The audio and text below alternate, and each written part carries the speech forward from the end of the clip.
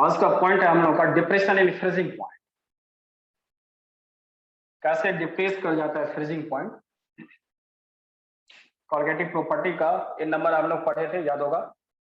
Relative lowering of vapour pressure, B था elevation in boiling point, और इस सी number क्या हुआ डिप्रेशन इन फ्रीजिंग पॉइंट। इसको भी अच्छे ढंग से समझिएगा, ये थोड़ा सा उलझा हुआ है, कोशिश करते हैं।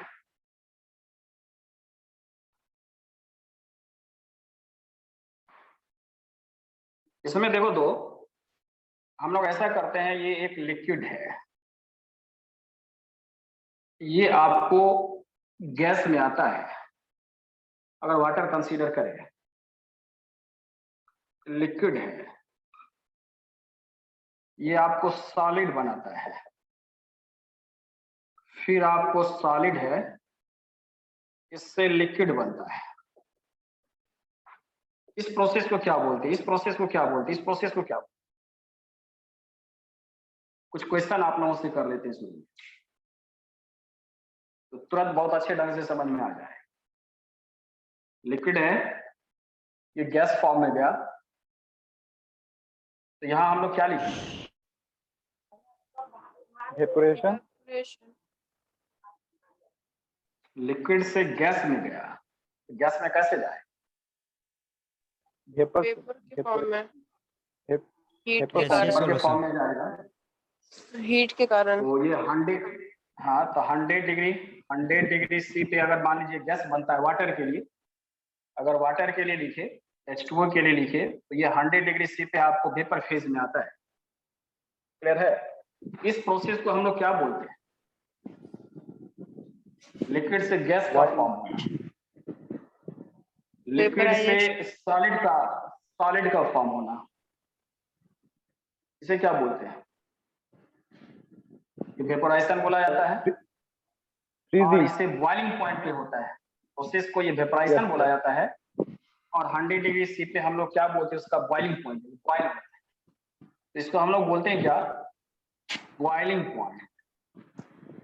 बॉइलिंग पॉइंट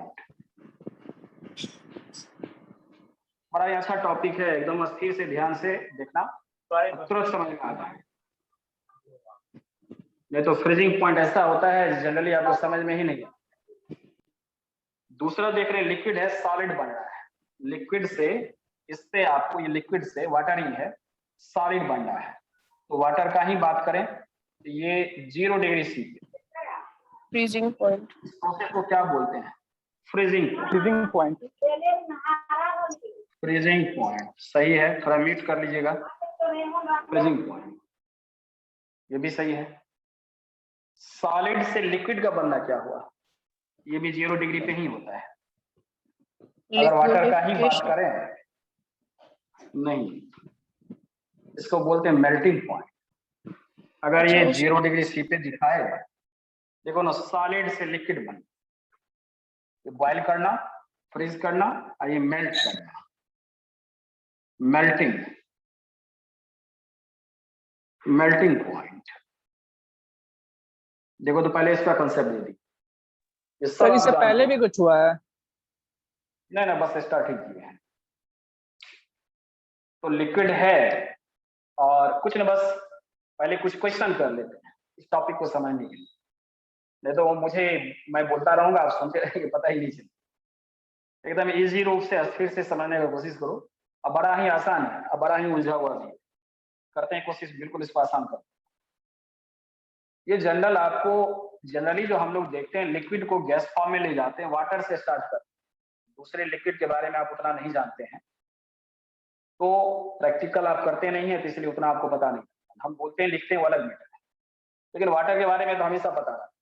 जब इससे आप देखिए लिक्विड है, इसे आप हीट करते हैं तो गैस फॉर्म में आता है, तो 100 डिग्री सी पे ये बॉइलिंग पॉइंट हम लोग कहते हैं, इसे बॉइल हो जाता है। प्रीवियस में बॉइलिंग पॉइंट का कंसेप्ट आपको दिया, तो बॉइलिंग पॉइंट का कंसेप्ट ये है, जो कोई जो प्योर सॉल्वेंट है, तो उसका जो वेपर प्रेशर है, तो क्या होता है, एटमॉस्फेरिक प्रेशर के बराबर जब भी हो जाता है, याद होगा, तो हम लोग कहते हैं कि वो सब्सटेंस बॉइल हो गया, वो लिक्विड आपको बॉइल हो गया। उसमें कोई भी नॉन वोलाटाइल सॉल्यूट ऐड किए थे, तो बॉइलिंग पॉइंट क्या हुआ था, रेज कर दिया था, बढ़ गया, एलिवेशन इन बॉइलिंग। लिक्विड है, लिक्विड से आप सॉलिड बना रहे हैं, लिक्विड है वो सॉलिड बन रहा है, इसका मतलब क्या हो गया, फ्रीज हो रहा है। कोई लिक्विड है, लिक्विड से सॉलिड बन रहा है, इसका मतलब क्या हुआ, उससे हीट बाहर जा रहा है। तो ध्यान दें, ध्यान दें, इसमें आप हीट दिए तो गैस फॉर्म में आया, इसमें हीट क्या कर रहे हैं, बाहर निकाल रहे हैं, तभी ये सॉलिड फॉर्म में आएगा। 100 डिग्री से 0 पर ले गए तो सॉलिड फॉर्म में आया, इसे कहते हैं फ्रीजिंग पॉइंट। कंसेप्ट आ गया। अब क्वेश्चन ये होता है, कभी कभी स्टूडेंट को ये कंफ्यूजन होता है, जो फ्रीजिंग पॉइंट और मेल्टिंग पॉइंट दोनों में क्या डिफरेंस है। ये भी तो 0 डिग्री है, ये भी 0 डिग्री है, तो थोड़ा ध्यान देना, क्या देखो दोनों में क्या डिफरेंस। ये लिक्विड से सॉलिड बन रहा है और सॉलिड से लिक्विड, जिस टेम्परेचर वो मेल्ट होना शुरू हो जाए, मानते हैं 0 डिग्री टेम्परेचर है इसका मेल्टिंग का, लेकिन सॉलिड से लिक्विड बने और इसमें लिक्विड से सॉलिड बने, तो थोड़ा सा है डिफरेंस, दोनों में डिफरेंस है। तो ये क्लियर कर लिए पहले, जो बॉइलिंग पॉइंट क्या हुआ, फ्रीजिंग पॉइंट क्या हुआ। फ्रीजिंग पॉइंट में क्या देख रहे हैं, टेम्परेचर को निकालना पड़ता है, ठीक है। थोड़ा देखो यहाँ पे 100 से क्या 0 पे लेंगे तभी नहीं सॉलिड बना। और जब कोई मेल्ट करने का बात आता है तो क्या होता है, उसका स्टेट चेंज होता है, सॉलिड से आपको लिक्विड होना शुरू हो जाता है, तो हम लोग कहते हैं क्या, उसका मेल्टिंग पॉइंट है। वो 0 डिग्री पे स्टार्ट होता है, जब सारा मेल्ट कर जाता तब एकाएक उसका टेम्परेचर बढ़, जो ऑलरेडी आप लोग जानते हैं। ये एक पॉइंट था जो आपसे क्वेश्चन है, अभी स्टार्ट नहीं किया डिप्रेशन इन फिजिक्स, तो ये क्लियर हो गया जो क्या होता नहीं होता है, बॉइलिंग पॉइंट, फ्रीजिंग पॉइंट और मेल्टिंग पॉइंट। फ्रीजिंग पॉइंट यहाँ देखना था, अब बॉइलिंग पॉइंट प्रीवियस क्लास से पढ़ाए थे। तो बॉइलिंग पॉइंट में आप क्या देखें, एटमॉस्फेरिक प्रेशर के बराबर होना चाहिए इस लिक्विड का, जो भी लिक्विड है उसका वेपर प्रेशर, और इसमें टेम्परेचर को रेज करना पड़ता है। लेकिन इसमें क्या देख रहे हैं, जो टेम्परेचर वो घटाना पड़ता है फ्रीजिंग पॉइंट, अभी डिफाइन नहीं किए, लेकिन एक ऑब्जर्वेशन यहाँ पे आया है, तो 100 डिग्री से क्या 0 डिग्री से चले जाते हैं, तो निश्चित रूप से यदि हटाते जाते हैं, टेम्परेचर निकालते हैं किसी भी सब्सटेंस से, तो क्या होता है, सॉलिड से वो सॉरी लिक्विड से वो सॉलिड फॉर्म में आ जाता है। स्टार्ट होता है धीरे धीरे धीरे सारा आपको सॉलिड फॉर्म में आ जाए, उस समय इसका टेम्परेचर 0 डिग्री रहता है वाटर, इतना ऑब्जर्व।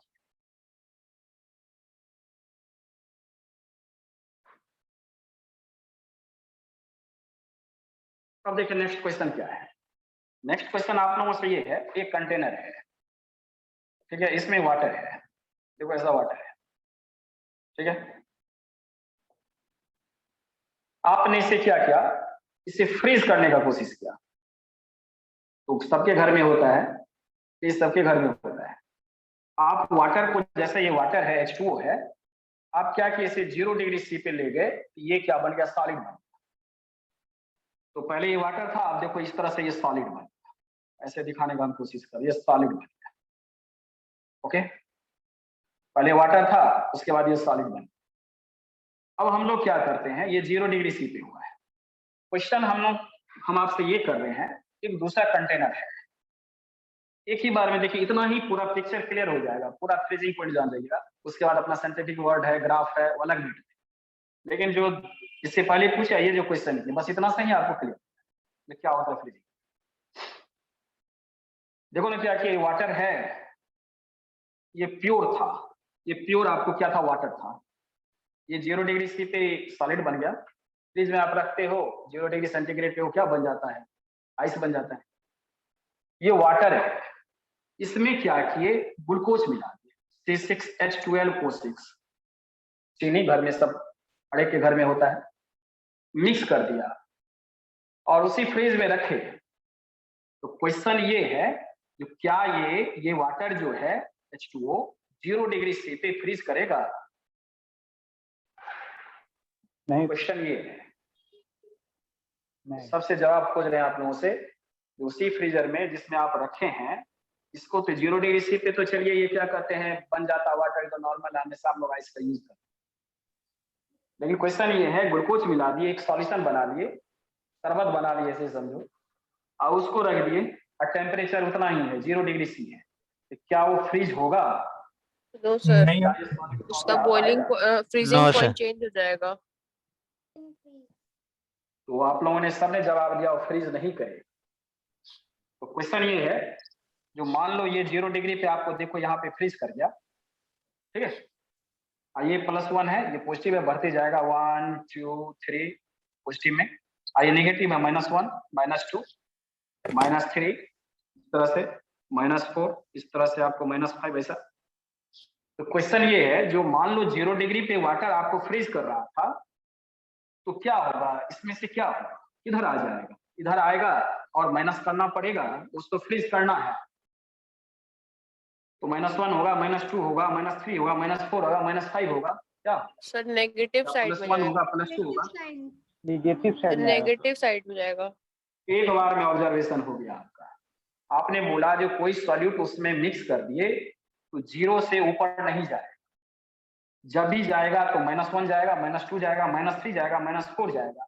ये डिपेंड करेगा जो कितना ग्लूकोज इसमें आप ऐड, थोड़ा ही किए होंगे, हो सकता है -1 पे या इससे कम पे भी यहाँ पर भी हो जाए फ्रीज, या ज्यादा किए तो हो सकता है -3 चला जाए। ये कितना ऐड किए, बोलिए कितना ऐड किए उस पर डिपेंड करेगा।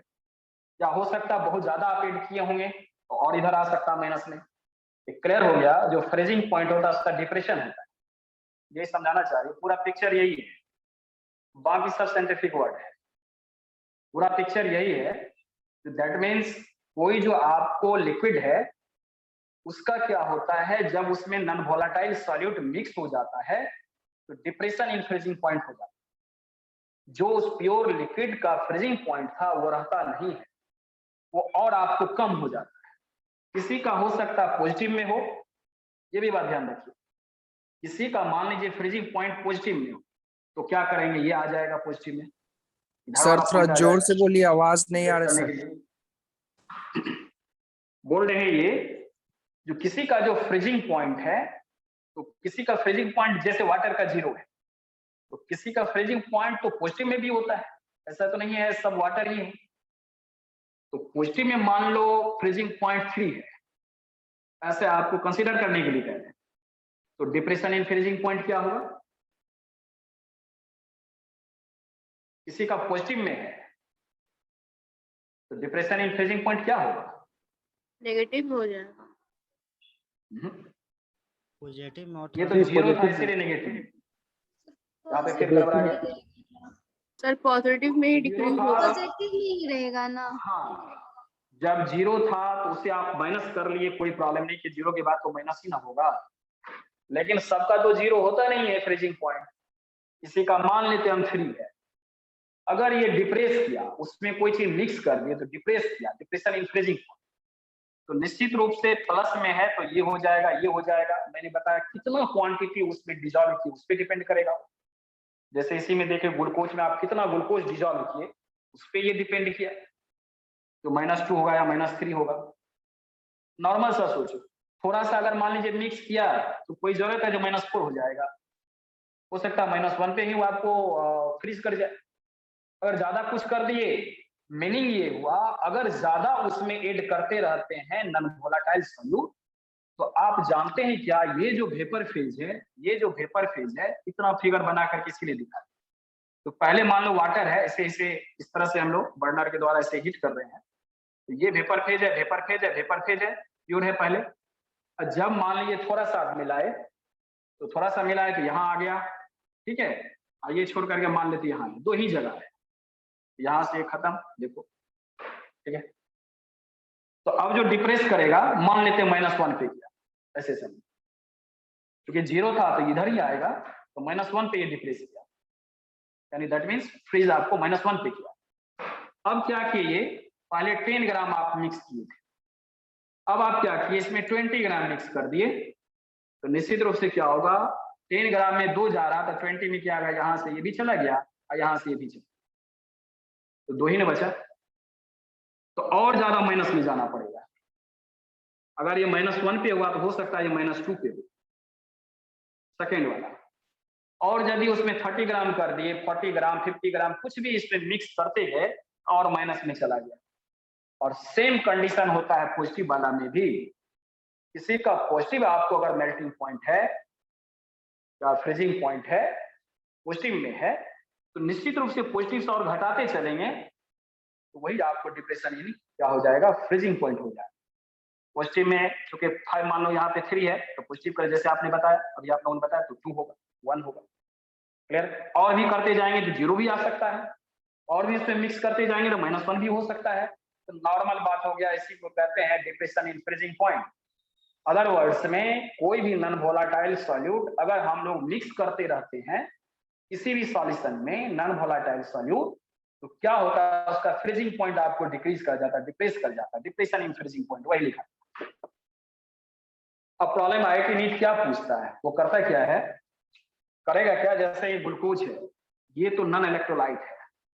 अगर इलेक्ट्रोलाइटिक रहता जैसे KCl होता है, NaCl होता, वो तो और 2 आयन देता है।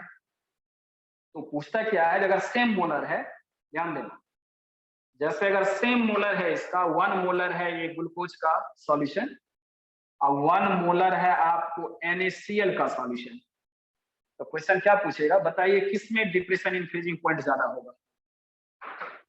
एक तो क्वेश्चन का आप लोग बहुत अच्छे ढंग से जवाब दिए, जो सब में क्या होगा, घटते चला। दूसरा क्वेश्चन ये है, जो आपने ऐसा किया, जो सॉल्यूशन जो बनाए हुए थे ग्लूकोज का, एक NaCl का भी बना लिए, लेकिन दोनों का मोलैरिटी सेम है, तो अभी मोलैरिटी सेम है, और इसका भी NaCl का भी सॉल्यूशन का मोलैरिटी है, घर में फ्रीज है ना।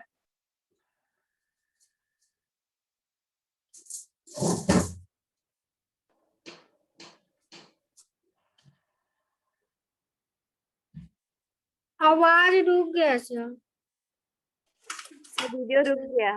लॉस हो गया।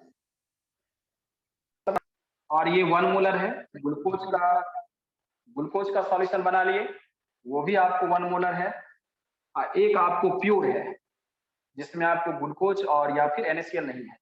आप सबको फ्रीजर में रख दिए।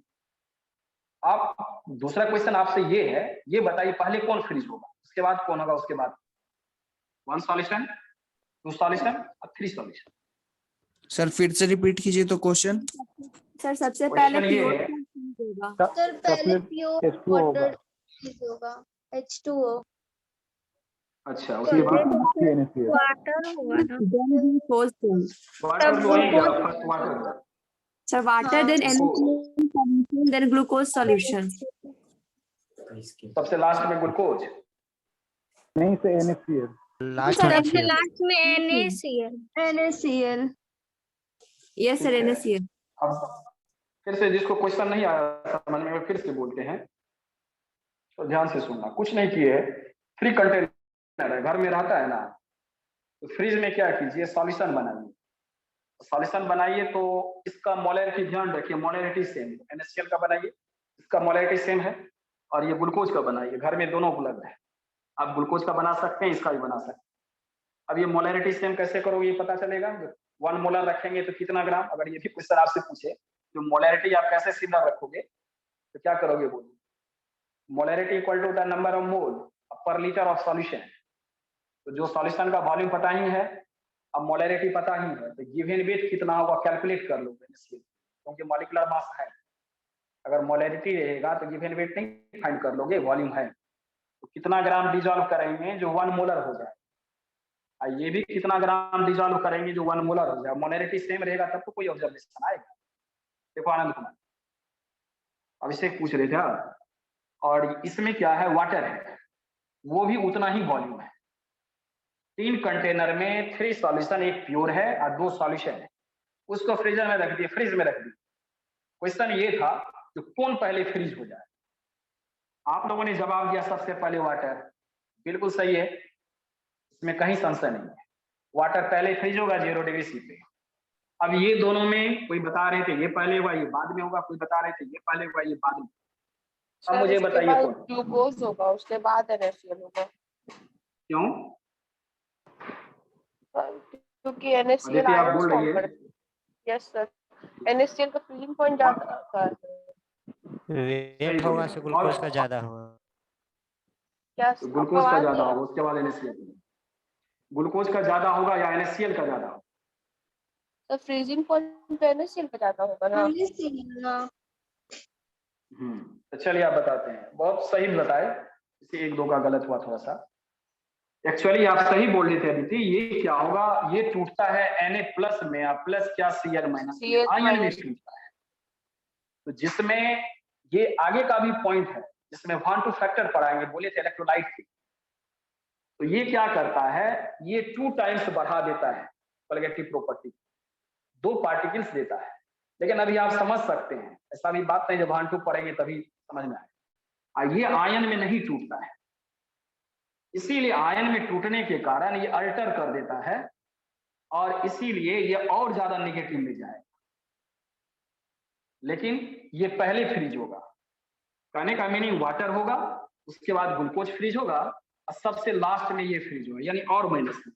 मान लो 0 पर ये वाटर हो रहा है और -2 पे मान लो आपको ग्लूकोज हो रहा है, तो -2 के इधर ही आएगा, या तो -3 पे होगा NaCl या -4 पे होगा, जिसपे भी हो जाए। क्यों सर?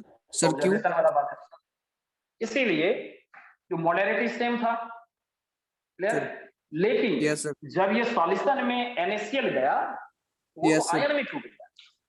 हाँ सर। 1 मोल से 1 मोल ये बनाया, 1 मोल ये बनाया, 1 मोल टूटा और 2 मोल बनाया। तो 2 मोल यदि आ गया उस सॉल्यूशन में, तो क्या सीधा उसका 2 टाइम्स ज्यादा नहीं कर दिया? Yes sir. तो कोई भी यदि आयन वाला होगा सॉल्यूशन, तो और उसमें माइनस में चला जाता है, किसी पॉइंट डिप्रेस और ज्यादा चला जाता है। इलेक्ट्रोलाइट हुआ ये, तो और उसका डिप्रेशन होता है। यदि वो इलेक्ट्रोलाइट नहीं है, तो डिपेंड करेगा कितना क्वांटिटी से मिला है, उसके अकॉर्डिंग 0 से कितना। यही तो हम लोग का पॉइंट है, पूरा का पूरा कंप्लीट ही हो गया। आपको यही समझना, इसी से क्वेश्चन बन जाएगा सारा। कुछ हमने नहीं किया, आपको सिर्फ एक ऑब्जर्वेशन जो घर में, जैसे बॉइलिंग पॉइंट के लिए आपने किया, उसी तरह से इसका भी हुआ। बॉइलिंग पॉइंट क्या होता है, हम लोग को एटमॉस्फेरिक प्रेशर के बराबर करना रहता है। किसी को बॉइल की एटमॉस्फेरिक के बराबर हो गया उसका वेपर प्रेशर, तो देखते हैं किस टेम्परेचर पे आपको हुआ है, एटमॉस्फेरिक के बराबर। वो टेम्परेचर उस सब्सटेंस का बॉइलिंग पॉइंट का। डिप्रेशन क्या हो गया, तो डिप्रेशन में क्या देखते हैं हम लोग, जो सब्सटेंस इसमें मिक्स किए हैं किसी प्योर में, तो वो आपको कितना माइनस में चला जाता है। और भी साइंटिफिक वर्ड बोलेंगे, अभी साइंटिफिक वर्ड नहीं बोले, इसे समझने के लिए बोले। इसमें साइंटिफिक वर्ड जो शुरू में लिखा जाता है ना, तो कुछ पता नहीं सर, मतलब आप लोगों को पता सर नहीं एक चलता, इसलिए इस ढंग से बताने। डाउट था सर। हाँ पूछिए ना, जितना डाउट है सब। सर बोल रहे थे कि जब वो फ्रीजिंग पॉइंट सर 0 डिग्री के मतलब निगेटिव में गया, तो -1 पे क्यों नहीं सर, -2 पे क्यों? -1 पे ये कितना क्वांटिटी, ये -1 पे हम बोले क्या, जो -2 पे बोले क्या इसका, यस तो सर। -2 पे यदि चला गया, तो अब हाँ ये सर। तो और ज्यादा डिप्रेस करेगा, तो यस -2 के सर। इधर वाला ही होगा, या तो हाँ -3 होगा, सर। -4 होगा, ये बताने की कोशिश की। यस। अब ये यस -2 कोई इसका 1 मोलर का ऑब्जर्वेशन नहीं है, हमने बोला कि आप कितना उसमें जमा मतलब डिजोल्व किए हैं, उस पर डिपेंड यस करेगा। सर। एक बताने का कोशिश कर रहे हैं, कोई हाँ प्रैक्टिकल सर। वैल्यू तो है नहीं जो हम बता देंगे। No sir. जैसे उसका ऑब्जर्वेशन है ना, मतलब ये थोड़ा समझने का हमको सिर्फ ये कोशिश कर रहे हैं, कोशिश करा रहे हैं आप लोगों को। अगर यस -2 सर। होता है तो निश्चित रूप से इसका -3, ठीक है क्यों, सर। तो और ज्यादा इधर आएगा। हो सकता है -2 हाँ नहीं सर। भी हो, ये बीच तो वाला हो, -4 लेकिन हो -2 जाएगा। से इधर वाला ही होगा। हाँ, यस -2 सर। से इधर वाला ही होगा। तो यही बताने ठीक का है सर। कोशिश कर रहे हैं, यानी दैट ठीक है मीन्स सर। ये हुआ, जो कोई जो, हाँ ठीक है ओके, कोई भी आपको इलेक्ट्रोलाइट को यदि आप मिक्स करते हो, तो और ज्यादा एनर्जी निकालना पड़ेगा। Yes sir. इसके रिस्पेक्ट में यदि कोई इलेक्ट्रोलाइट नहीं है, नॉन इलेक्ट्रोलाइट की, जबकि हाँ सर। मोलैरिटी सेम है, इसलिए मोलैरिटी सेम। ग्लूकोज ठीक। अगर -2 पे हो रहा है, NaCl कभी -2 पे नहीं होगा, जबकि मोलैरिटी सेम था, इसी पे होना चाहिए, लेकिन कभी नहीं होगा। जब ये होगा तो यस इधर सर। होगा। इसी ठीक को है सर। बताने का कोशिश कर रहे थे, और यही हुआ डिप्रेशन इन, ओके ठीक है, डिप्रेशन इन ठीक है। फ्रीजिंग। अब आते हैं, इसको ग्राफ से समझाते हैं, डेफिनेशन लिखते हैं, क्या होता है, सब चीज लिखते हैं, ठीक है। उसको लिखिएगा, जो साइंटिफिक वर्ड होता है समझ में तो आ ही गया क्या होता है। ग्राफ से और बढ़िया से दिखाएंगे कैसे वेपर फ्रीज होता है, क्या होता है, हर एक बात क्लियर हो जाए।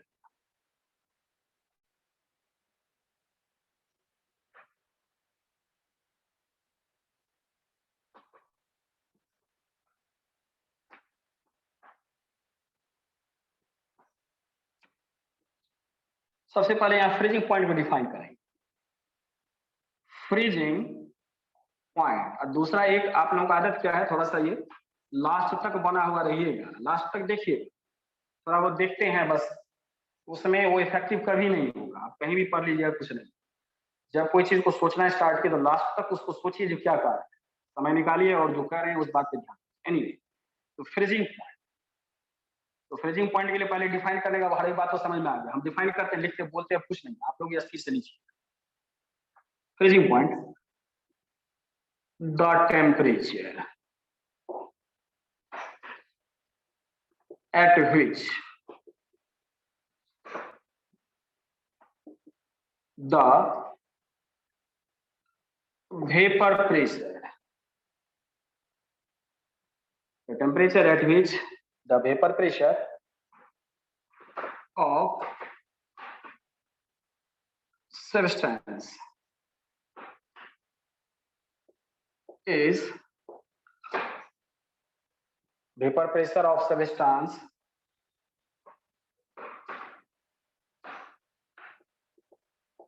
in its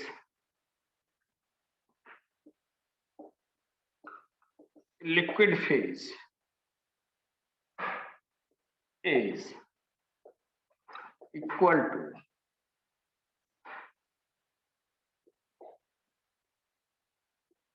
vapor pressure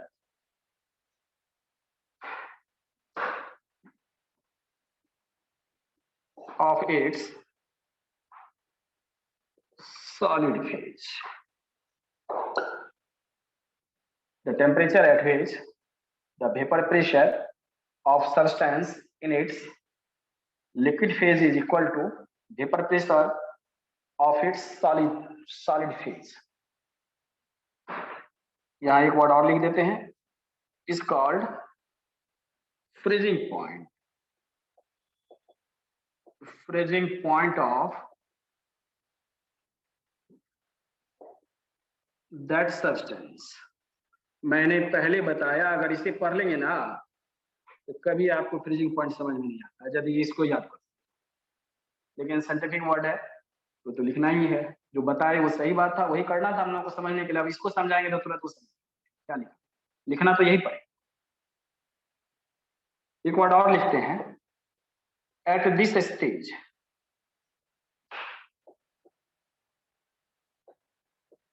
the dynamic equilibrium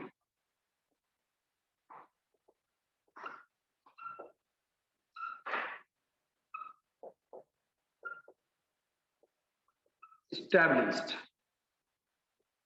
between liquid phase and solid phase of substance.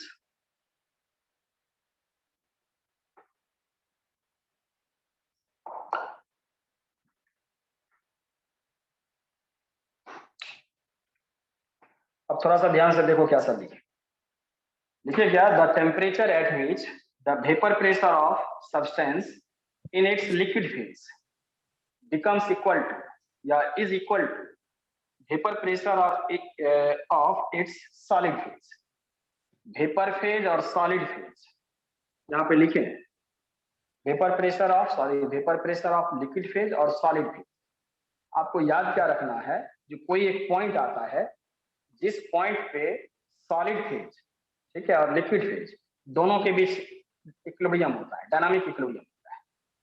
तो डायनामिक इक्विलिब्रियम होता है तो इसका मतलब क्या हुआ, जो लिक्विड फेज है वहां का जो वेपर प्रेशर और जो सॉलिड फेज है वहां का जो वेपर प्रेशर है, तो दोनों यदि वेपर प्रेशर आपको बराबर हो जाता है तो उस पॉइंट को ही हम लोग कहते हैं फ्रीजिंग पॉइंट ऑफ सब्सटेंस, और वहीं पे आपको डायनामिक इक्विलिब्रियम एस्टेब्लिश होता है। तो मैं मानता हूं जितना अभी वर्ड बोले वो बात समझ में आ गया, लेकिन अभी जो बोले वो समझ में नहीं आया, क्योंकि जब तक उसे ग्राफ से नहीं दिखाएंगे, इसी तरह से पिक्चर बना के नहीं दिखाएंगे तो समझ में नहीं आएगा। लेकिन याद रखना है, अभी 1 मिनट के लिए रुको ना, पूरा बोलने दो, तुरंत 1 मिनट समझ लेंगे। अभी आपको याद ये रखना है, हम मुझे पता है प्रॉब्लम क्या होता है, वो पता है मुझे, इसीलिए इतना फिगर ड्रॉ करते हैं और बताने का कोशिश करते हैं। और थोड़ा सा भी अच्छे ढंग से दिमाग लगा करके हम जो बोल रहे हैं उसको दिमाग में बैठाओगे तो नहीं प्रॉब्लम। तो पहले तो ये सब बता ही दिए पहले, जो चलो वैसे फ्रीज कर जाता, लेकिन अभी इसका साइंटिफिक वर्ड लिखना था, तो इसका जो इतना लिखे इसका मीनिंग ये हुआ, जब आपको लिक्विड फ्रीज हो रहा होगा तो सॉलिड बनता होगा। ध्यान से सुनना, कोई लिक्विड है और वो आपको फ्रीज कर रहा है तो सॉलिड बना, तो लिक्विड फेज में उसका वेपर प्रेशर होता है। आप जानते हैं इस बात को। अगर वोलाटाइल है तो उसका भी होता है, जो नॉन वोलाटाइल है उसका भी होता है, सबका वेपर फेज। और फिर यदि वो सॉलिड बन रहा है तो वहां भी वेपर फेज होता है। यानी सॉलिड अगर बन रहा है वहां पर भी उसका वेपर होता है, और लिक्विड है, वोलेटाइल है, तो उसमें तो वेपर होता ही है। तो दोनों यदि आपको बराबर हो जाता है, सॉलिड फेज का वेपर प्रेशर और लिक्विड फेज का वेपर प्रेशर, फिर से सुनो, सॉलिड फेज का वेपर प्रेशर, लिक्विड फेज का वेपर प्रेशर दोनों जहां जिस पॉइंट पे बराबर हो जाता है, वही पॉइंट उसके करस्पॉन्डिंग टेम्परेचर देख लेते हैं। जैसे टेम्परेचर आपको बॉइलिंग पॉइंट में देखते हैं, क्लियर? तो टेम्परेचर देख लेते हैं, उसी टेम्परेचर को कहा जाता है फ्रीजिंग। सर आप पूछे तो सर। क्या क्या आपको याद रखना पड़ जाएगा? हाँ आप पूछिए सर ये आप जो लिखे हैं at this stage the dynamic substances, यहाँ से हमको सर समझ में नहीं आया। at this stage the dynamic equilibrium is established between Yes, sir. liquid phase and solid phase of substance। अभी वहां पे फिगर बना करके अब दिखा देंगे कैसे डायनामिक हुआ, फिगर बनाने के लिए जा रहे ठीक हैं। है अभी सर। सिर्फ आप दो बात याद रखिएगा। एक बात ये याद रखिएगा, जो वेपर प्रेशर जो है लिक्विड फेज का, vapour pressure of liquid phase, vapour pressure of liquid phase, vapour pressure of liquid phase बराबर हो जाता है vapour pressure of solid phase. वही लिखे हैं, आपको अभी याद ये रखना है, vapour pressure of liquid phase equal to vapour pressure of solid phase. ये किसी एक पॉइंट पे बराबर हो जाता है। जिस पॉइंट पे दोनों बराबर हो जाता है, लिक्विड फेज और सॉलिड फेज का वेपर प्रेशर, उसी पॉइंट को करस्पॉन्डिंग, उसके करस्पॉन्डिंग जो टेम्परेचर होता है, उसे हम लोग कहते हैं फ्रीजिंग पॉइंट। बिल्कुल याद हो गया आपका। अब इसको वर्ड को छोड़ो, अपना अभी लिख लेना है, ये नहीं कह रहे हैं लिखना है, हम तुरंत में इसी को फिर से बता देंगे आप। क्या याद कर लिख लिया? लिए सर, लिख लिए सर। याद हुआ? याद हुआ? याद नहीं सर, याद घर पे कर लेंगे। अरे अभी याद करो, घर पे क्या ये दो वर्ड याद ही नहीं होगा? हम जो बोलते हैं वो सुनो। Vapour pressure of, vapour pressure तो वर्ड ही वेपर प्रेशर चल रहा है। Vapour pressure of liquid phase बराबर होता है vapour pressure of solid phase. अब नहीं हो, vapour pressure of liquid phase बराबर होता है vapour pressure of solid phase.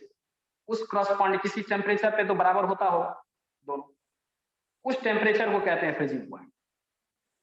याद हो गया सर। सॉलिड और लिक्विड फेज में जाता है ना, उसका जो वेपर प्रेशर है जिस टेम्परेचर पे बराबर हो जाता है, जिस टेम्परेचर पे बराबर हो जाता है सॉलिड और लिक्विड फेज का वेपर प्रेशर, उसी को फ्रीजिंग पॉइंट कहते हैं। याद होगा? इतना जो लिखे वही लिखे। अभी इक्विलिब्रियम वगैरह का टेंशन मत लो, अभी जस्ट वही करने जाते हैं। बोले जो पहले अगर इसी को लिख देते ना और पूरा ग्राफ बना देते तो कुछ भी पता नहीं चलता है। इसीलिए तो उस ढंग से किए देखिए, ऑब्जर्वेशन जो नॉर्मल हम लोग के लाइफ में होते रहता है वो सब देख करके और उसे आप कोरिलेट कीजिए, जो पढ़ने जा रहे हैं उसको देखो, तुरंत हो जाएगा।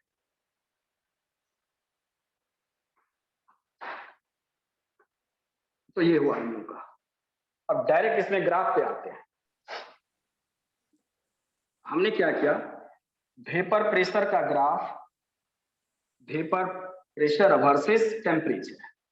ये वेपर प्रेशर है, याद रखना, ठीक है।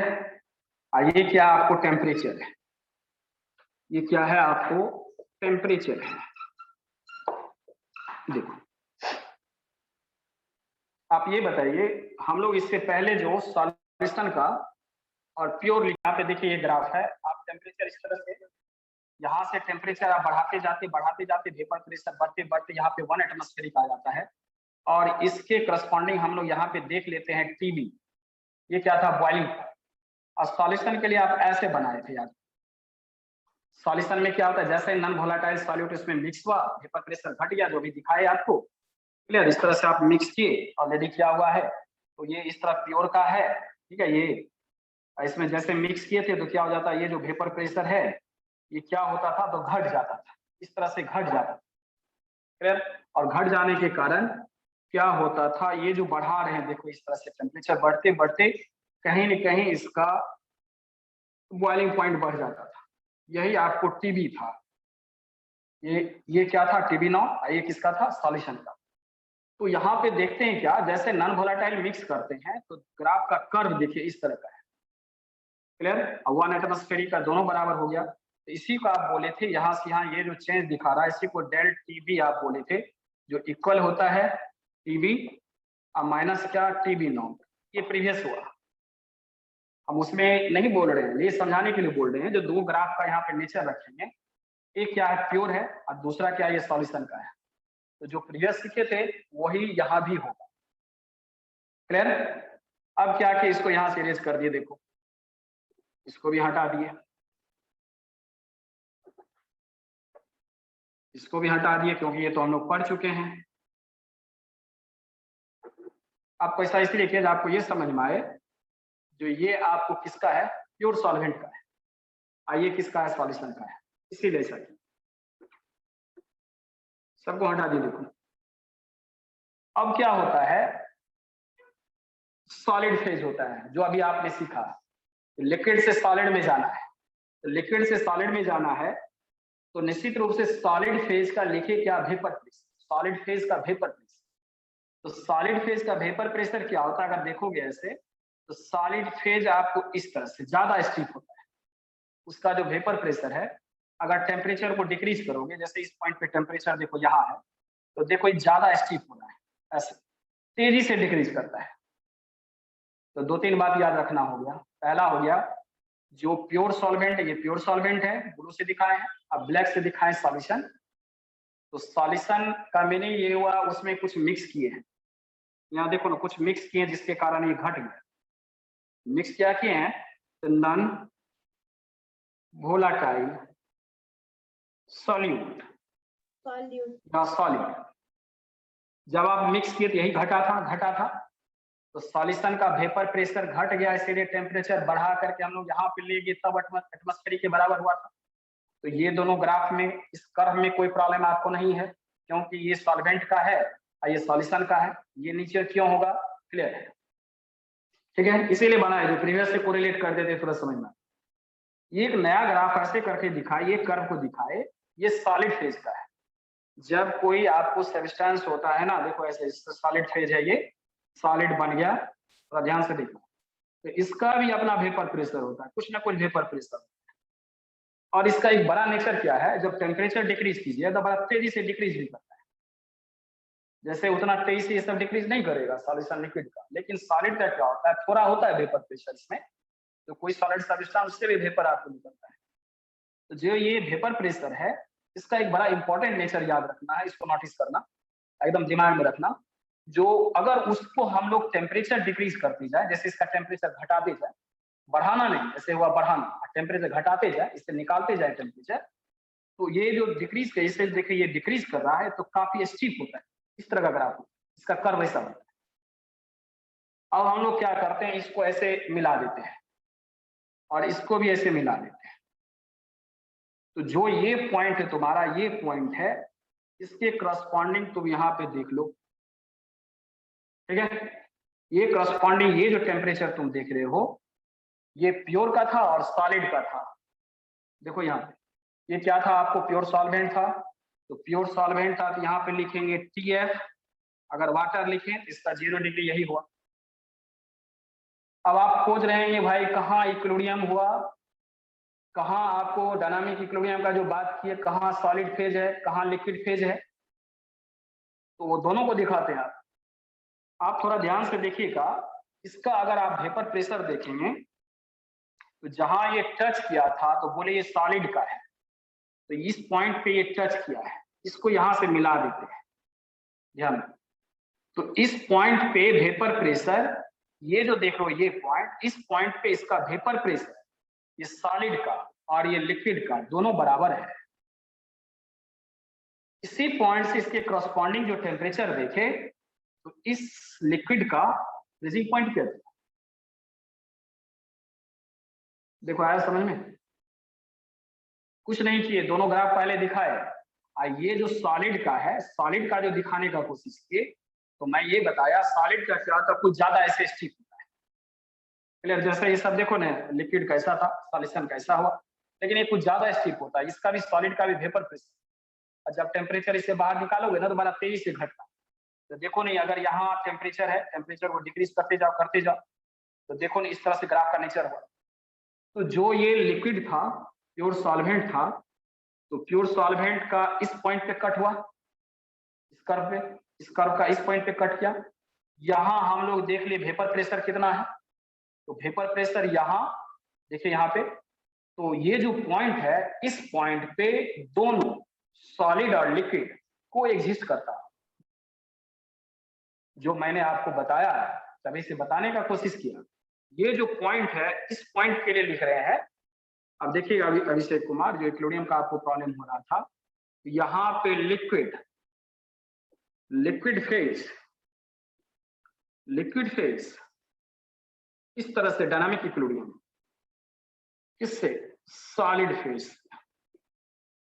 कहने का मीनिंग ये हुआ, टेम्परेचर देखो यहाँ से लॉस कर रहा है, टेम्परेचर देखो घट रहा है, इस पॉइंट पे सॉलिड बना होगा और लिक्विड तो है ही। एक ही बार में तो सारा लिक्विड आपको सॉलिड नहीं ना बनता है, कुछ आपको सॉलिड बना, लिक्विड बना, उस दोनों के बीच इक्लोडियम होता है। और इसी को कहते हैं, जैसे समझो ना, ऐसे समझो तब लगता है समझ में। जैसे मान लो ऐसे कंटेनर है, इसमें लिक्विड है, ये पहले ऐसे लिक्विड है, थोड़ा देखो यहाँ, ठीक है। अब ये फ्रीज करना शुरू किया तो कुछ इसमें सॉलिड बन गया, ऐसा देखो इस तरह से सॉलिड बन गया इसके अंदर। अब ये लिक्विड फेज और सॉलिड फेज, इस दोनों के बीच यहाँ पे इक्लोडियम होगा, इसमें तो दिक्कत नहीं है। तो कोई एक पॉइंट होगा जहां दोनों बराबर होगा, लिक्विड फेज और सॉलिड फेज। अब यहाँ क्या करते हैं, लिक्विड फेज और सॉलिड फेज को कर देते हैं यहाँ वेपर प्रेशर, जो डेफिनेशन याद करवाए, और जो सॉलिड फेज है इसका भी कर देते हैं वेपर प्रेशर। तो इस पॉइंट पे देखिए तो दोनों का वेपर प्रेशर बराबर है क्या?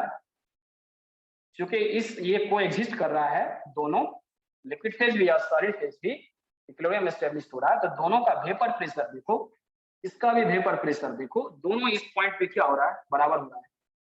उस पॉइंट के करस्पॉन्डिंग हम लोग टेम्परेचर देख लिए, तो टेम्परेचर पता चला क्या TF है, और इसे नॉट लगा दिए, वही प्योर सॉल्वेंट का, इस प्योर सॉल्वेंट का क्या होगा, बोलिए, फ्रीजिंग पॉइंट होगा।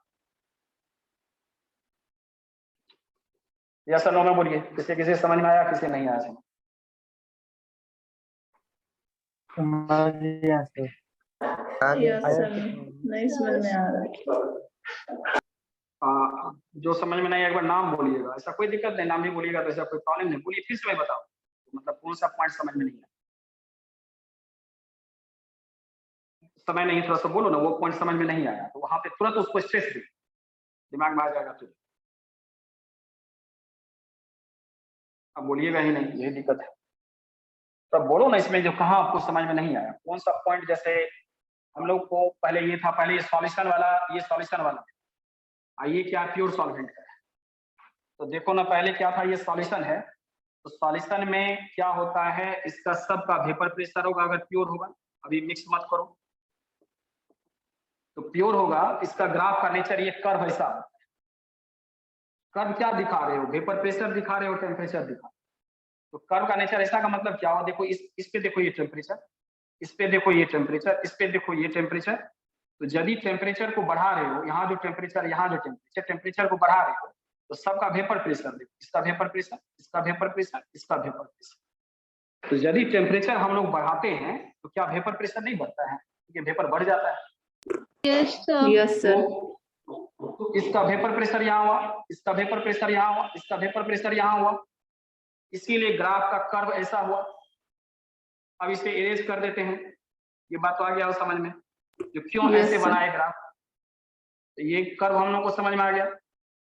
अब यहाँ से इसको इरेज करते हैं, ये पॉइंट नहीं था, ये तो पहले भी बताए, बॉइलिंग पॉइंट में हो गया।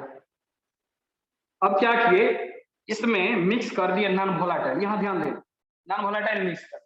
नॉन वोलेटाइल का मतलब क्या हुआ, जो उड़नशील नहीं।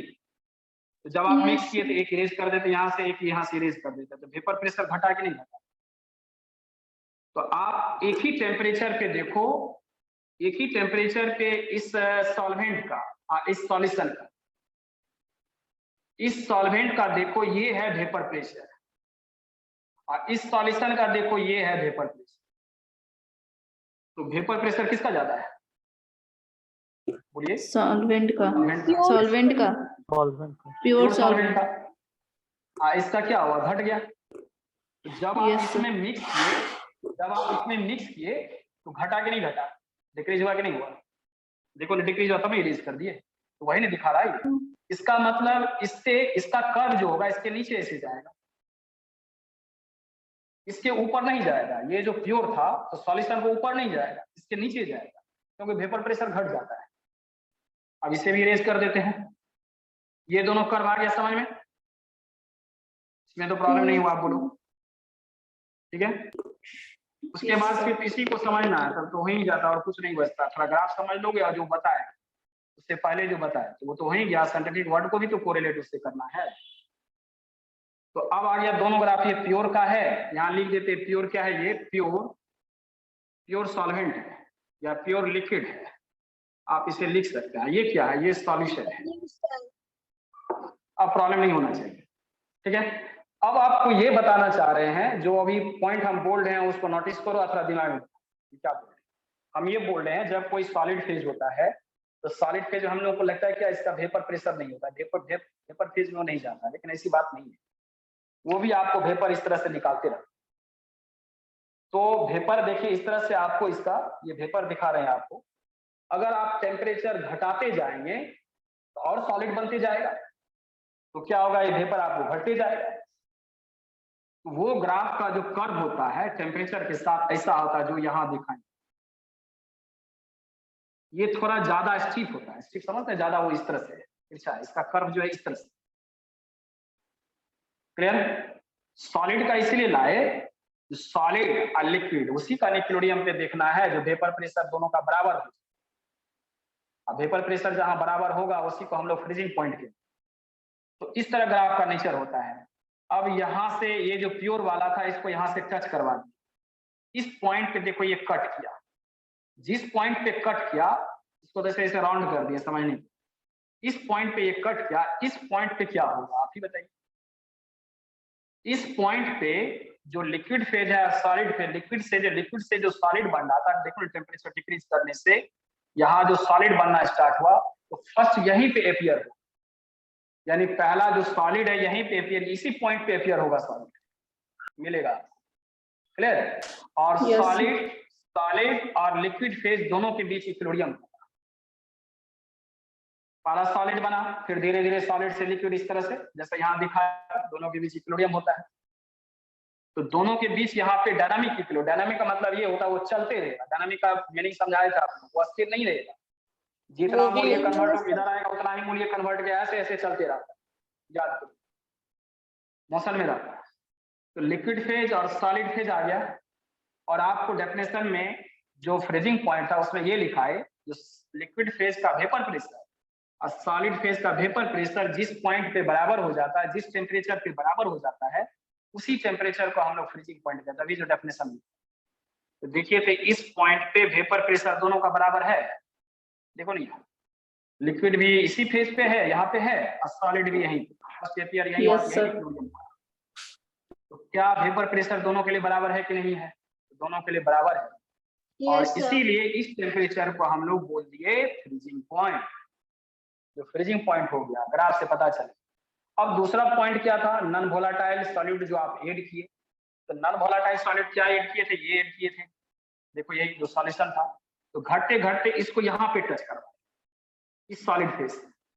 तो क्या यहाँ पे यदि हम लोग ऐसे करके फिर मिला दें वेपर प्रेशर से, तो देखो एक पॉइंट यहाँ है, एक यहाँ है, एक पॉइंट यहाँ है, जहां सॉल्यूशन का सॉलिड फेज एपियर, ये प्योर लिक्विड का एपियर हुआ था और ये सॉल्यूशन का एपियर।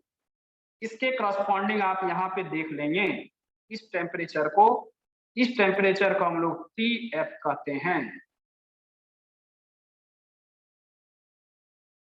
अब यहाँ क्या हुआ, यहाँ भी देखो वेपर प्रेशर बराबर है, लेकिन ये था प्योर लिक्विड का, ये किसका हुआ, सॉल्यूशन का। तो ये TF0 हुआ और टेम्परेचर देखो और घट गया। जो जस्ट अभी आपको सिखाए, जो किसी का फ्रीजिंग पॉइंट वाटर का 0 है, उसमें कुछ मिलाओगे और उसका घट जाता है, क्या घट नहीं गया सॉल्यूशन का। और ये जो पॉइंट है, ये जो देखो, हाँ, ये दोनों का जो गैप है, ये दोनों का गैप क्या कहलाएगा, ये क्या कहलाएगा बोलो, ये कहलाएगा change in freezing point sir, del TF। और ये ज्यादा है, ये ज्यादा है, ये कम है, तो TF0 फाइनल माइनस TF। अब मुझे नहीं लगता जो प्रॉब्लम है, इससे ज्यादा एनिमेशन आप क्या दिखा सकते हैं, ठीक है। और ये दिमाग में बैठना चाहिए, इतना एक एक पॉइंट को क्लियर किए तो मुझे नहीं लगता जो प्रॉब्लम होना चाहिए। जो डेल टी एफ कहाँ से आया और टी एफ नॉट आपको क्या हुआ, इससे देखिए जैसे इसमें मिक्स किया था सॉल्यूशन का, तो निश्चित रूप से क्या हुआ, वो डिप्रेस करेगा। इसका फ्रीजिंग पॉइंट देखिए ना, यहाँ से इधर आ रहा है, इस डायरेक्शन में घट रहा है, तो जो अभी आपको दिखाए थे वाटर की, तो क्लियर है।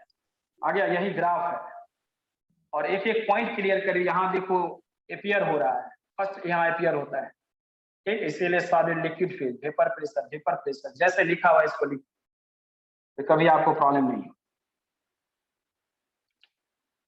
अब मैथमेटिकल है, ये मोलैलिटी का डायरेक्टिव प्रोपोर्शन है, तुरंत कर देंगे, आप कोई समझने वाला बात नहीं। इसी को हम लोग क्या कहते हैं, फ्रीजिंग पॉइंट कहते हैं, ऐसे कहते हैं डिप्रेशन। दोनों को यहाँ से यहाँ घटा दें तो डिप्रेशन इन फ्रीजिंग पॉइंट कहते हैं।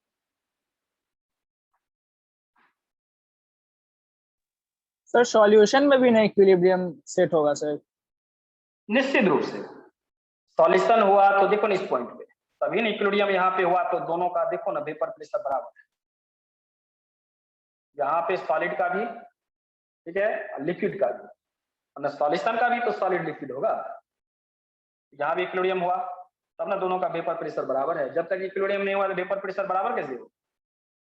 तो इसे बोले, इस टेम्परेचर को बोले, इस टेम्परेचर को क्या बोले, बोलो फ्रीजिंग पॉइंट ऑफ सॉल्यूशन। ये फ्रीजिंग पॉइंट ऑफ सॉल्यूशन, ये freezing point of pure solvent. Pure solvent ऐसे हम लिख देते हैं, यहीं पे लिख देते हैं। ये क्या हुआ, फ्रीजिंग पॉइंट ऑफ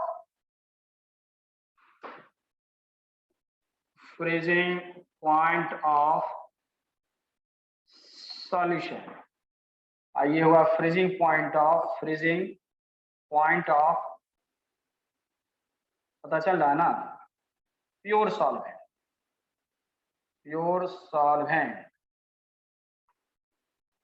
ये क्या हुआ, depression in freezing point DF.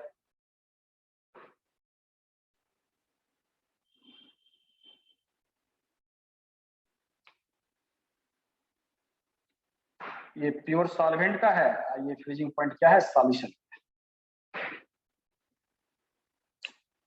हो गया, इरेज करें।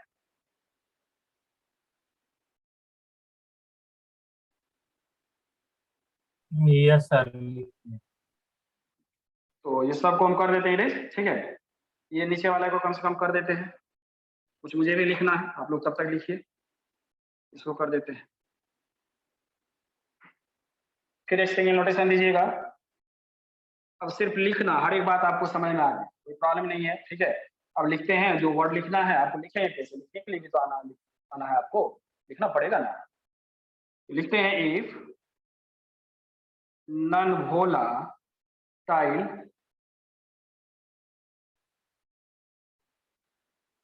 solid is added to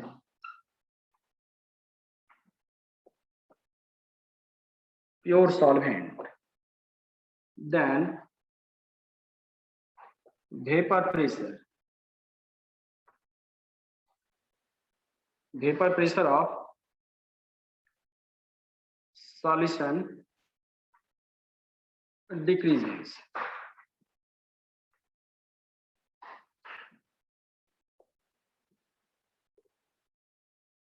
Now it would become equal to solid solvent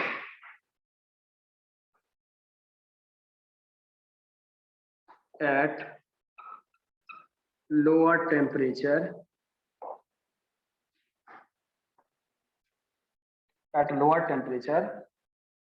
thus freezing point of solvent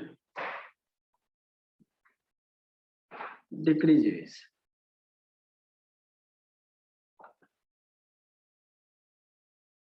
बस वही सब लिख दिए। इफ नॉन वोलेटाइल सॉलिड यदि आप ऐड करते हैं तो प्योर सॉल्वेंट में, then vapour pressure of solution decreases. Already पता है वेपर प्रेशर सॉल्यूशन का घट जाता है। Now it would become equal to solid solvent at lower temperature. ये देखिए लोअर टेम्परेचर पे, इसे बराबर करने के लिए इक्विलिब्रियम में लाने के लिए लिखा है now it would become equal to solid solvent at lower temperature, thus freezing point of solvent decreases. Freezing point solvent का क्या हो जाता है, डिक्रीज कर जाता है।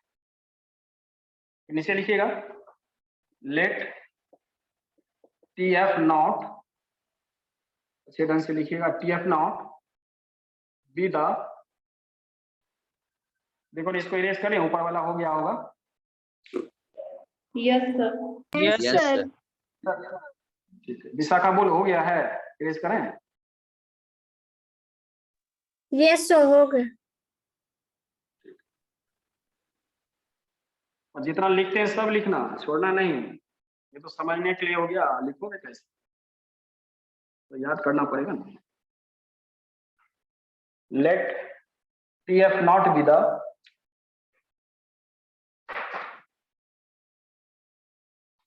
Freezing point of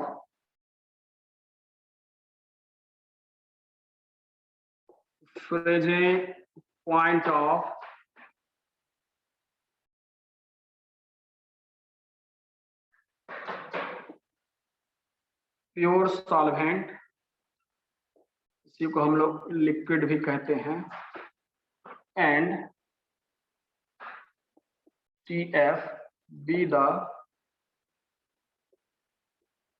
freezing point of इसका सॉल्यूशन, Solution. देन, हाँ ठीक है, then depression in freezing point. Freezing point उसी पॉइंट पे ले आए, डिप्रेशन इन फ्रीजिंग पॉइंट। देखो ठीक है, क्या लिखेंगे हम लोग, डेल TF, जो ऑलरेडी अभी आपको पता है, इससे पहले लिख दिए थे। तो TF नॉट माइनस क्या, TF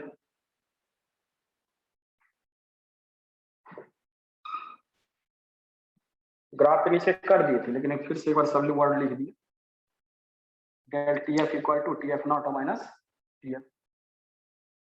ये फ्रीजिंग पॉइंट हुआ, और ये freezing point of pure solvent का हुआ, ये किसका हुआ, देखिए ना, freezing point of pure solvent, और TF किसका हुआ, सॉल्यूशन।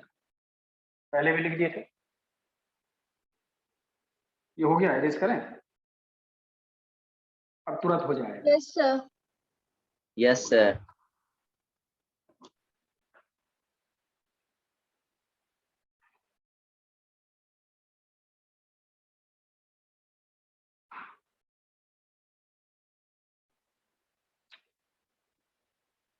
अब देखिए क्या, डेल TF जो है ये डायरेक्टली प्रोपोर्शनल होता है मोलेलिटी का।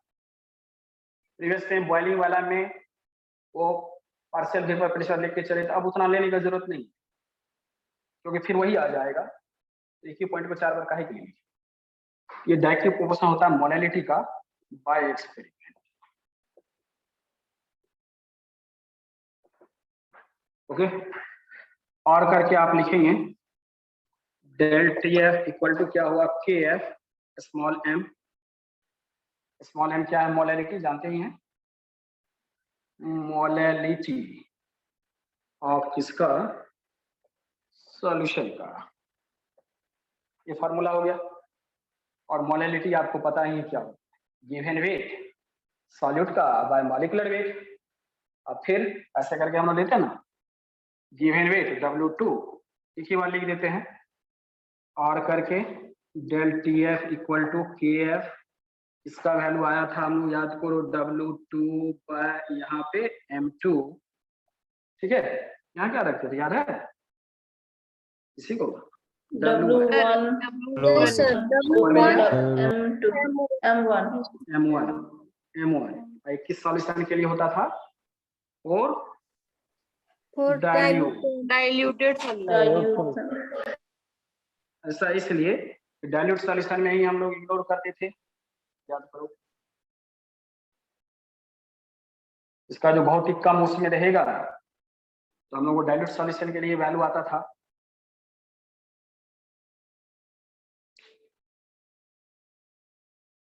ठीक है, अब यहाँ पे हम लोग का W1 अगर ग्राम में रहेगा तो यहाँ 1000 से डिवाइड कर लोगे, वो लिखने का जरूरत नहीं है। KF क्या हुआ?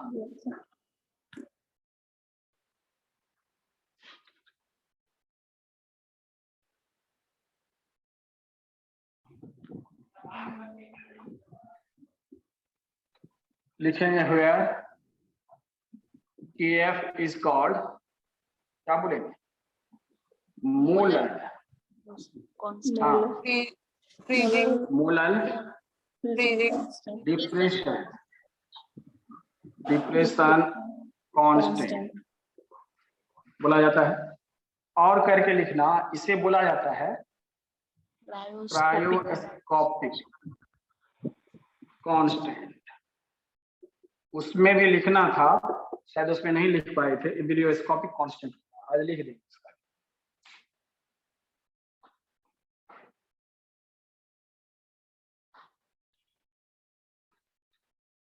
तो KF का वैल्यू आ गया हम लोग का। अब यहाँ पे एक बार फिर से फार्मूला लिखते हैं, डेल TF इक्वल टू आया KF, यहाँ मोल यूनिट निकालना है, यूनिट ऑफ KF क्या होगा? सर वही वाला KF, kelvin kg per mole. Sir kelvin KG पर यस इतना इक्वल टू इतना बाई इतना, तो आपको वही आएगा। इसका केल्विन होता है, केल्विन आइए तो जान ही रहे हैं, केल्विन यहाँ मल्टीप्लाई कर देते हैं, क्या वो बोलो, केल्विन केजी पर मोल, पर मोल, क्योंकि इसका होता है केजी पर मोल, सॉरी कहते हैं मोल पर केजी, इसका मोल पर केजी, तो केजी ऊपर गया। ठीक है, KF का आ गया। KF का वैल्यू यदि 1 हो, इफ करके लिखेंगे, या इफ करके ऐसे लिखते हैं, स्मॉल m मोलैलिटी यदि 1 देन करके क्या होगा, del TF equal to KF multiple 1, molality यदि 1 मान लिए, यस सर और करके हम लोग लिख सकते हैं डेल TF बराबर हो गया किसका, KF। यहाँ पे पूछा जाता है क्या, जो मोलल, ये जो मोलल है डिप्रेशन कांस्टेंट, क्लियर, इसे डिफाइन कीजिए। तो डिफाइन करने के लिए आप कैसे लिखेंगे, सीबीएसई बोर्ड में खास करके पूछता है, तो आप यहाँ तक ऐसे ही क्वेश्चन लिखेंगे, ये इसको 1 मोल रखेंगे तो डेल TF बराबर हो जाएगा KF। बोलो क्या लिखो, डिफाइन करने के लिए बोलेगा KF, क्या लिखोगे, लिखेंगे इफ 1 मोल ऑफ, देखो यहाँ पे 1 mole of solute is added, if 1 mole of non volatile या non electrolyte solute is added to 1 kg of solvent, then TF becomes equal to del TF, या depression and freezing point becomes equal to TF, molar elevation constant. ये define करने का एक तरीका होता है। फिर से मैं बोल देता हूँ, क्लियर, जैसे कभी कोई कांस्टेंट को डिफाइन करने का टर्म आ जाए तो आपको लिखना पड़ेगा, तो थोड़ा ढंग से उसको लिखना होगा। क्या, यदि आप ये 1 मोलल कंसीडर किए, देखो मोलैलिटी कितना है, 1 है, तो 1 मोलल कब होता है, कोई सॉल्यूशन 1 मोलल कैसे होता है, तो मोलैलिटी का फार्मूला है नंबर ऑफ मोल, का ध्यान देना, ये ना number of mole, mass of solvent in kg, mass of solvent in kg, KG, तो 1 kg मान लिए इसको, ओके। और यहाँ नंबर ऑफ मोल अगर 1 रखेंगे तब तो मोलैलिटी 1 आएगा, यस सर ध्यान देना। अगर इसे आप 1 कर लेंगे नंबर ऑफ मोल को, तब ना 1 कट करके आपको मोलैलिटी कितना 1 आएगा। तो क्या हम लोग ऐसा डिफाइन नहीं कर सकते हैं, 1 mole of solute dissolve in 1 kg of solvent, 1 kg of solvent, then depression in freezing point becomes equal to, बोलिए, depression in freezing point becomes equal to molar difference sir molar difference constant। अब नहीं भी लिखेंगे तो काम चलेगा, बोलो, कर दोगे, डिफाइन कर दोगे। अब हम लोगों का क्या है, ये KF का वैल्यू कैसे आया, अगर आप बता ही दिए KF का वैल्यू कैसे आया, वो लिख देते हैं। हो गया ऊपर, देखो तो इरेज करें। Yes sir.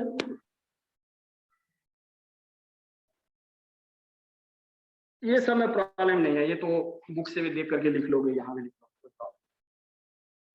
तो और करके यहाँ पे हम लोग लिखते हैं क्या, ये जो केएफ आया इससे कैसे कैलकुलेट कर सकते, तो इसका बताए थे, इसमें भी क्या होता है, आर होगा ये एम आई, ठीक है, और यहाँ मल्टीपुल, यहाँ वहां पे किए थे टीबी, तो यहाँ पे टीएफ का स्क्वायर करेंगे और यहाँ लिखेंगे 1000, अब मल्टीपुल क्या था, डेल फ्यूजन, सर जीरो छूट गया।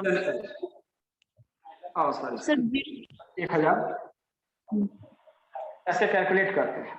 तो आर इक्वल टू क्या था, वेयर करके लिखना, वेयर आर इक्वल टू कितना, क्या लिखे थे, universal gas universal gas constant. Universal gas constant, ठीक है। एम आई क्या होता था, ये M1 molar mass, sir molar mass of pure solvent. Molar mass of pure solvent.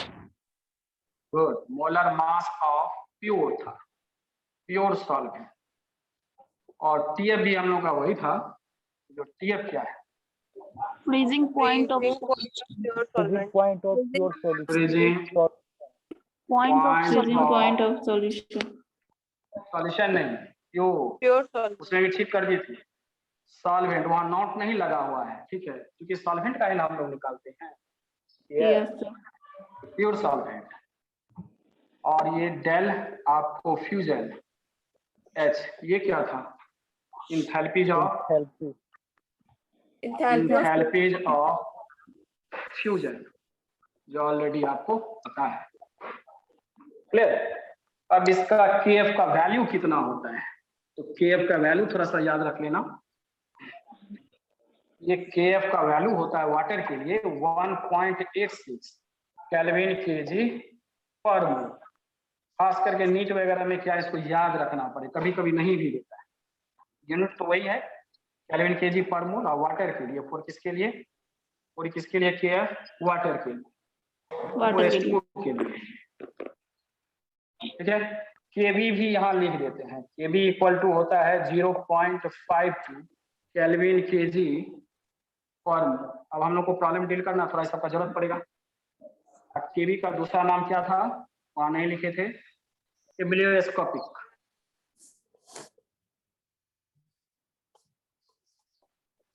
Constant, ये कैसे आता था वहां लिख दिए थे, ठीक है। इसका वैल्यू आपको ये हुआ 0.52 केल्विन केजी पर मोल। एक दो बार प्रॉब्लम बनाओगे तो अपने आप आने लगेगा, क्लियर। तो ये है हम लोग का आज, ये कंप्लीट हो गया सीधी। सर ऊपर में क्या लिखे 1000 के बाद से, यहाँ लिखिए del fusion, FUSION H,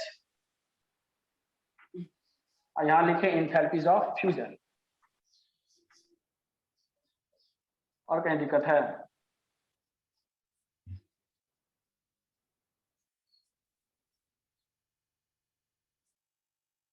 एबिलियोस्कोपिक constant ऐसे पहले लिख दिए, तो उसका लिखे थे कि नहीं, क्रायोस्कोपिक, हाँ लिखे थे क्रायोस्कोपिक कांस्टेंट, ऐसे उसे कैलकुलेट करते दोनों को कांस्टेंट। तो वाटर के लिए 1.86, केएफ का वैल्यू 1.86 केल्विन केजी पर मोल, और फिर केबी का वैल्यू 0.52 केल्विन केजी, क्लियर। अब बोलो ग्राफ में, बहुत सिंपल हो गया, कितना सिंपल ये हो गया, इसको सबसे हार्ड माना जाता है तो उसको मैं सिंपल कर दिया आपको, अब परेशानी नहीं होना चाहिए। फ्रीजिंग पॉइंट का मीनिंग ये हो जाता है, जिस टेम्परेचर पे वेपर प्रेशर ऑफ लिक्विड, जिस टेम्परेचर पे वेपर प्रेशर ऑफ लिक्विड बराबर हो जाता है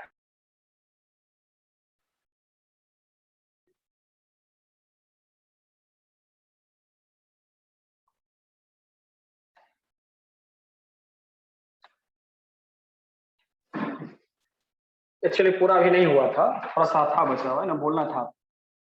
तो इसमें हम लोग कहाँ से कटा था आपको बता रहे थे, यहाँ तक तो आ ही गया, तो हम लोग इसमें प्रॉब्लम कर देते हैं। हाँ, तो केएफ का वैल्यू ये आ गया था, ये आ गया था, बता ये रहे थे, जो वेपर प्रेशर जो है सॉलिड और लिक्विड का एक पॉइंट पे, एक टेम्परेचर पे दोनों बराबर हो, तो वेपर प्रेशर यदि बराबर हो गया तो उसी समय ये डायनामिक इक्विलिब्रियम, ठीक है। वेपर प्रेशर दोनों का बराबर हुआ, किसका बराबर हुआ, सॉलिड और लिक्विड फेज का। तो उस टेम्परेचर को हम लोग, उस टेम्परेचर पे डायनामिक इक्विलिब्रियम होता है, और जो टेम्परेचर नोटिस किए उस टेम्परेचर को फ्रीजिंग पॉइंट बोला जाता है। तो वही किए। अब आपको परेशानी नहीं होना चाहिए, इसका एक प्रॉब्लम कम से कम कर लेंगे तब नहीं हुआ, समय भी है, तुरंत 2 मिनट में तो हो जाएगा। तो चलो एनसीईआरटी पढ़ लो, एक प्रॉब्लम बोलो क्या है।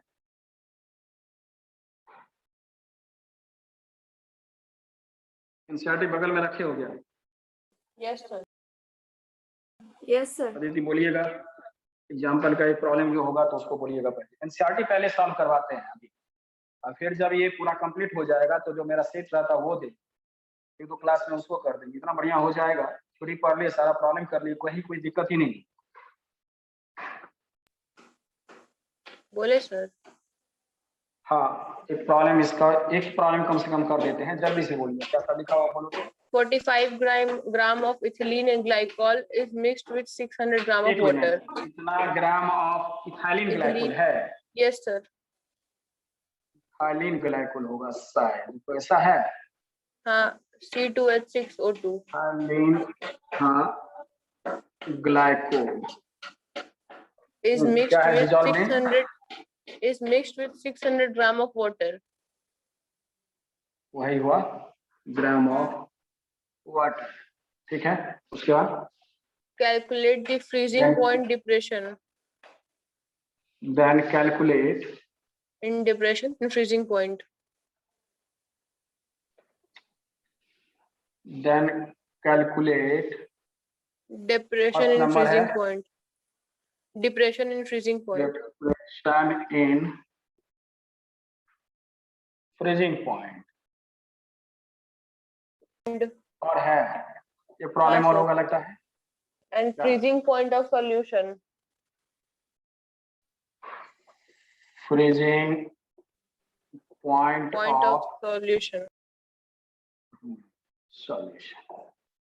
तो मुझे लगता है ये तो तुरंत आप लोगों से बन जाएगा, क्या बोलो?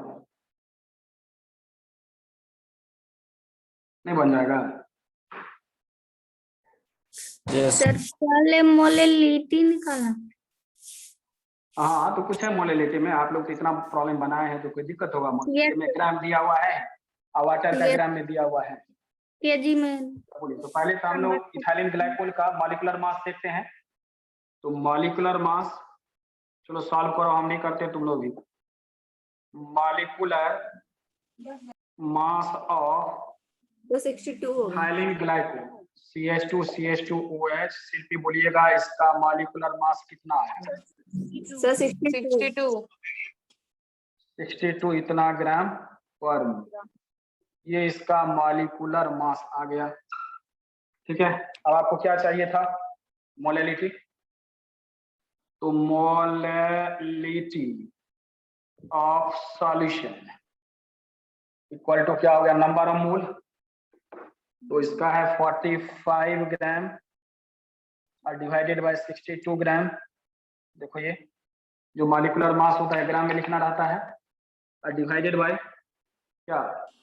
Sir water. बोलो, मास ऑफ सॉल्वेंट, ऐसे बोलेंगे mass of solvent in KG. Mass of solvent हमारा कितना है? कितना ग्राम? 600। केजी बनाएंगे तो 1000 से डिवाइड करेंगे। Yes sir.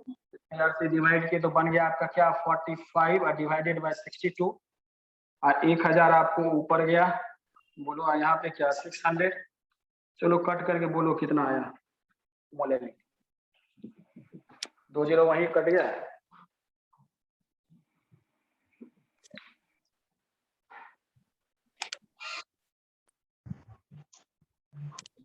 हुआ 3 से ये कट जाएगा। 75 और डिवाइडेड बाय 62, बोलना कितना?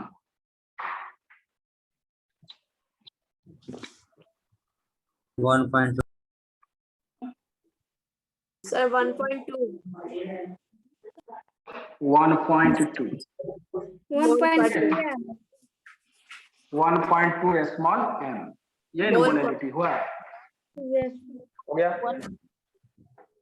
अब बोलो विशाखा, आप तो तुमको प्रॉब्लम नहीं होगा डिप्रेशन इन फ्रीजिंग पॉइंट निकालना है, अब तो कोई दिक्कत नहीं होना चाहिए। अभी फार्मूला पढ़े आप फर्स्ट नंबर में, depression in freezing point del T F equal to क्या होता है बोलो? TF नॉट विशाखा तो नहीं बोलो, m minus TF T F. TF del T F तो वैल्यू आप डिप्रेशन इन फ्रीजिंग पॉइंट कर रहा है तो डेल टी एफ तो निकाले हो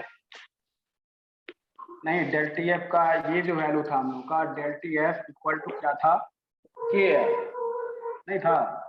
यस मल्टीपुल क्या था? Yes, sir. मोलेलिटी।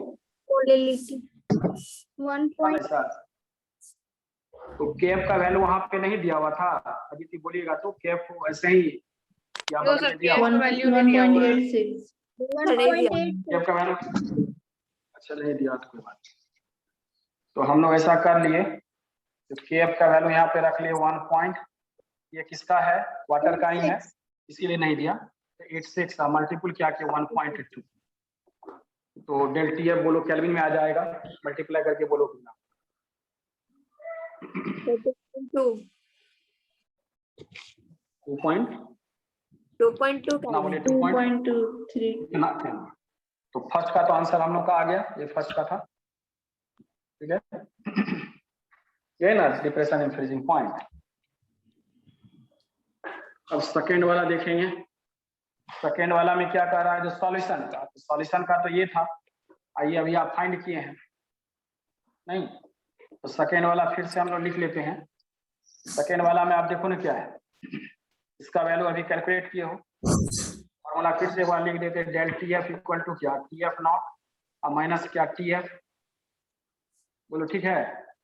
और Yes, sir. T F not का वैल्यू अभी जस्ट यहाँ पे देखो, डेल टी 2.2. एफ का वैल्यू यहाँ जस्ट कैलकुलेट किए हो, तो 2.2 इक्वल टू, ये तो पता ही है वाटर का कितना होता है? 0 डिग्री।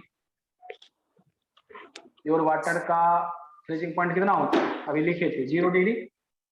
0 डिग्री को केल्विन में चेंज करोगे तो क्या करोगे? 273.15. 73.15 से जोड़ दोगे, आ गया क्या? 273.15 बोले ऐसा नो, Yes, sir.